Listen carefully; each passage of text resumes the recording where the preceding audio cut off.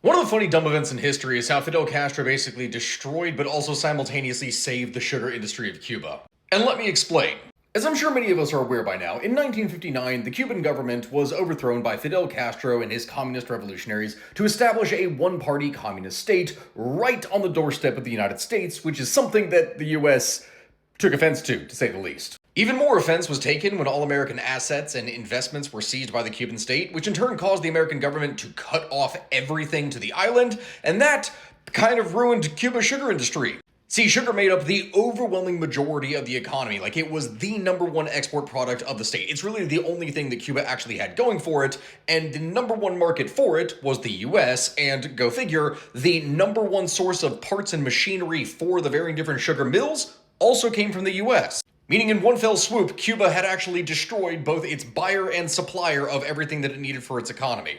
This caused everything to crash and burn, and Fidel Castro needed a replacement market, and so that's where the Soviet Union stepped in. Naturally speaking, the Soviet Union would not allow a communist state on the doorstep of the United States to fail, and so it began to buy up massive amounts of Cuban sugar for well above market price. We're talking double in the beginning, and by the time the Soviet Union collapsed, it was buying sugar at 6 times the global price. All in an effort to keep the Cuban state afloat, which it did for a while until everything subsequently crashed and burned horribly in the 90s. And those problems never really went away and are now getting a lot worse, and if you want to see the full video on why, you should check out my vid.